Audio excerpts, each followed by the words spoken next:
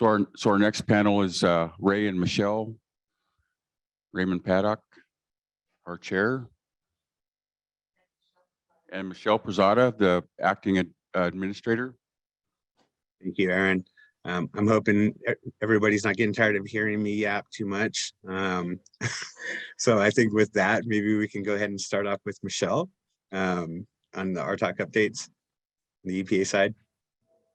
Yeah, sure. I'd be happy to, Ray. Thank you. And hello again, everyone. And you know, I'm mindful of the comments that were just made, and thank you, Shauna, for your words. That some of my updates are initiatives and kind of may seem kind of bureaucratic. I'll try to focus on things that I think are really with the intention of our partnership with tribes and working together, and also things that haven't been mentioned yet. I did have a few points on some things that Jane and Joanne just covered. So I'll focus in on some things from Region 10 that I think might be of interest here to this group. And certainly after Ray speaks, can also take questions or address other things that you'd like to hear from me. So, you know, one thing I'll just share from Region 10, as it was stated, I'm the acting regional administrator. I've met many of you over the years. I'm the deputy regional administrator for Region 10. And I think, as everyone knows, the RA position or regional administrator position is a political appointment. And we are still awaiting our appointee in Region 10, but expect that sometime soon. So when that does happen, we will, of course, make time and space for that person who becomes our regional administrator to meet with all of you and to participate with the RTOC and engage with our important relationship with the tribal governments in Region 10. I thought I would cover a couple of things that haven't been mentioned yet from EPA. To let you all know, and one is on the topic of climate change. I know that Joanne and Jane touched on a couple of things, but I thought I would share with you here that I think people are aware that last October, EPA at the agency level released a new climate adaptation plan for the agency that went out for everyone to see, and it makes a strong commitment to support tribes and Indigenous peoples as they prepare for and adapt to the already impacts that are here that we all know and see and feel from climate change. And, you know, we have been working on this topic with tribes in Region 10 for quite some time through our GAP program. And one of the components of that, as you all know, is to develop EPA tribal environmental plans. And through that, we've seen a number of common themes related to climate change and adaptation, including air quality and wildfire impacts, disaster resilience, planning and preparedness, public health, infrastructure, water quality and quantity, and food security and traditional knowledge. And so those are elements and areas that you all are focused on and expressed through your environmental plans. And we just recently, in the last couple of weeks, put forward our Region 10 climate adaptation plan that we sent into our Office of Policy and EPA headquarters. Each region is preparing a plan that follows the national plan.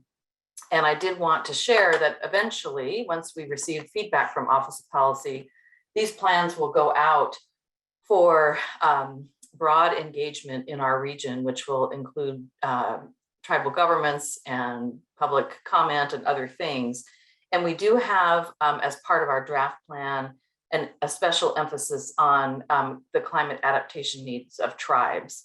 So that will be a coming attraction. I just wanted to mention that that is in the works, and we know that's a very important area that you all are working on in your communities and partly and also through your GAP programs as well. And mentioning GAP, the General Assistance Program, I thought it would be good to highlight a couple of things there.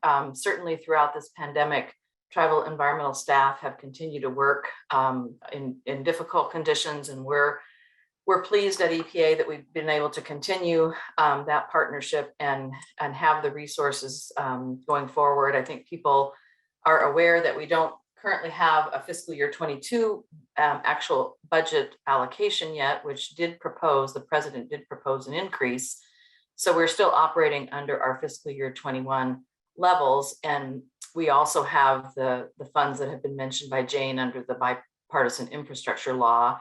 And even though that does not provide additional funds for GAP, we do think that your environmental programs will have a significant role in helping to implement some of the new work that the bill will fund. For example, using GAP funds, tribes are developing adaptation plans, as I just said, that anticipate and help prepare for the impacts of climate change. And I think this will help you connect with the Bureau of Indian Affairs Tribal Resilience Program, which provides federal aid for building climate change resilience through leadership engagement and capacity building to federally recognized tribes and Alaska Native villages. And last year's 2021 Region 10 allocation was over $32 million in GAP funds, and 24 of which went to Alaska tribes and tribal consortia, as was just discussed and described by Ray. So I wanted to mention that. Another area that we will see an increase through the bill is in the Brownfields program. And Brownfields, I think, is a great empowerment tool for tribes, communities, states, nonprofits, and others to prevent and assess and safely clean up and sustainably reuse brownfields. And so the grants are really the foundation of that program, and they support revitalization for environmental assessment, cleanup, and job training activities. And there will be an increase in resources coming soon through the bill on that. And in job training in particular, I'll note that this year, the Alaska Forum was selected for a Brownfields job training grant, and that will train over 90 students and place at least 40 environmental jobs in Alaska, which is good news. I was asked to briefly provide an update on the proposed Pebble Mine in Bristol Bay. So I will pivot to that for a moment. I would just let people know that under the Clean Water Act, Section 404C, EPA is again in the review process of the proposed Pebble project. Back in November of 2021, we published a Federal Register notice summarizing the history of EPA's efforts related to the Pebble deposit, which date back many years. And we explained the result of the withdrawal of the recent litigation and extended our regulatory timeframe to make a decision until May 31st of 2022. And at the end of January, I sent a letter to the Army Corps of Engineers, the state of Alaska, and relevant landowners of the Pebble deposit of the intention to issue a revised proposed determination. And this was based on our evaluation to date of available information that Region 10 continues to have reason to believe that the discharge of dredged or filled material associated with mining the Pebble deposit could result in unacceptable adverse effects on important fisheries. And so we are taking our time to review the substantial amount of information that's become available since our 2014 proposed determination. And we are currently have offered and invited tribes for consultation and have started the consultation process, which we will be doing over the course of the next month or so. And the Bristol Bay tribes have made it very clear the importance of the fisheries and the cultural resources. So we will be considering input from that consultation process, and we will be making science-based decisions within our regulatory authority to provide durable protections if necessary for the environment and communities who depend on the clean and healthy watershed to support sustainable natural resources in the Bristol Bay area.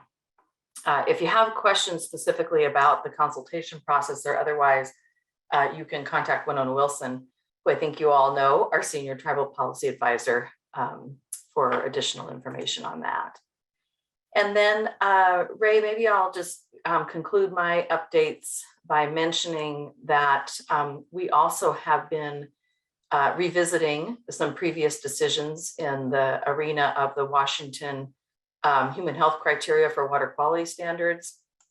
And we are aiming to have a proposed rule out by the end of this month, I believe, is our current status, which would revisit the decision that was made in the previous administration. So I just thought I'd mention that.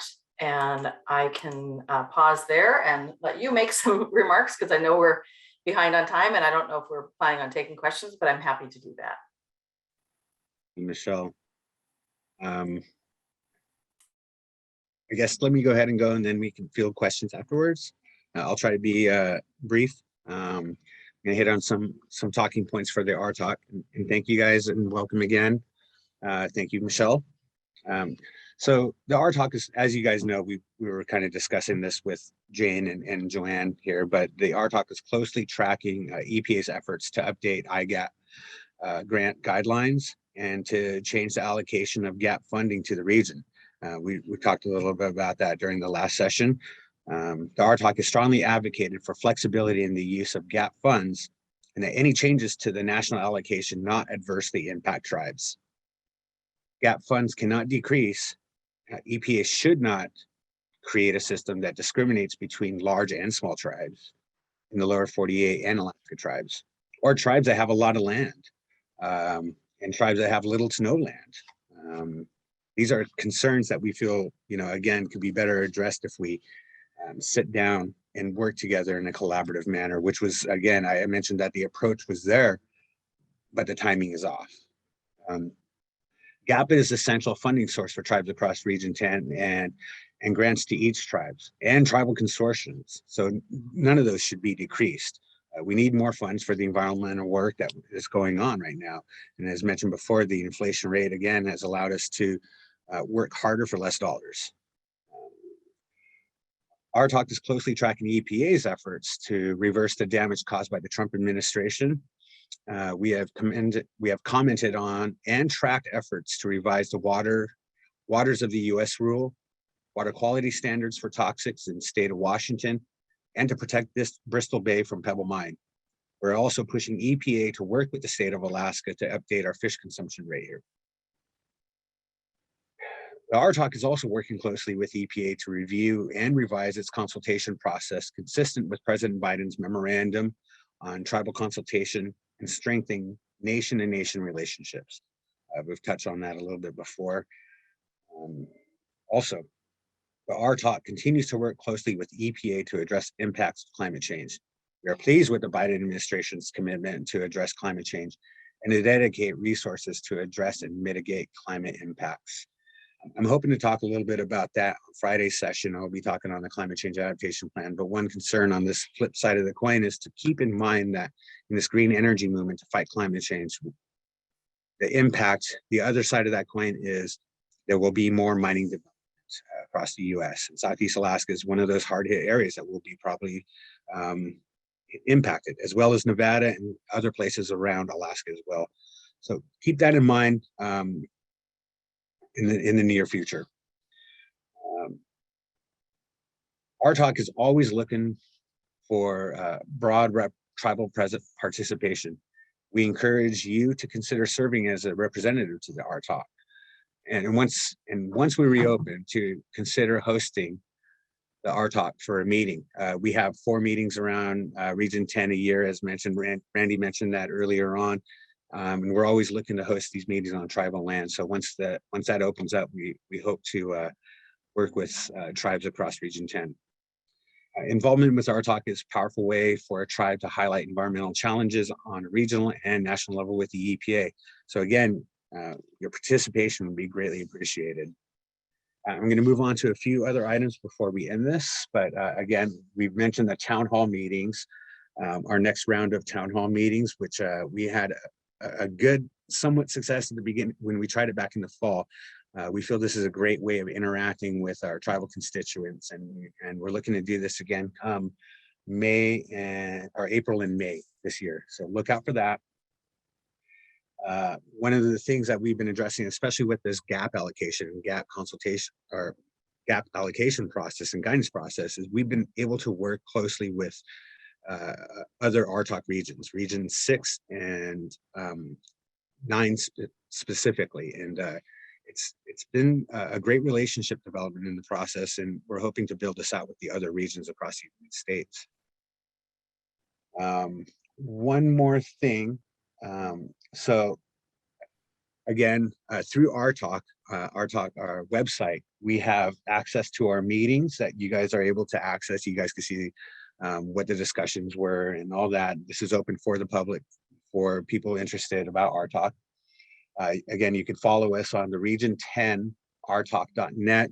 One of our moderators will post that in the chat here shortly for everyone to get. You can get templates for comments. As you guys seen, we had templates sent out in regards to the gap allocation process. Many tribes used it. And we felt, again, that was a way to really impact our tribal voices. We also make requests for information on topics of concern.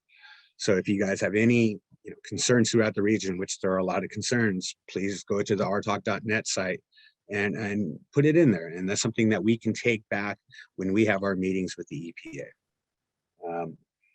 And that's all I've got right now. I know we're 4 minutes over schedule, but a lot of these topics are really important. And I greatly appreciate the flexibility of our upcoming presenters and for Michelle taking the time and the EPA to sit down with us.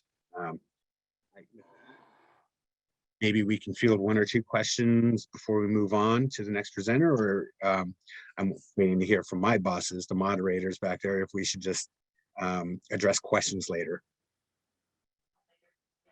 Yeah, we'll get questions later. Ray, I think we're going to try to get on schedule. So Finish, Chief, and thank Yep. you all again. And thank you, Michelle. It's always great working with you. thank you, Michelle. Thank you.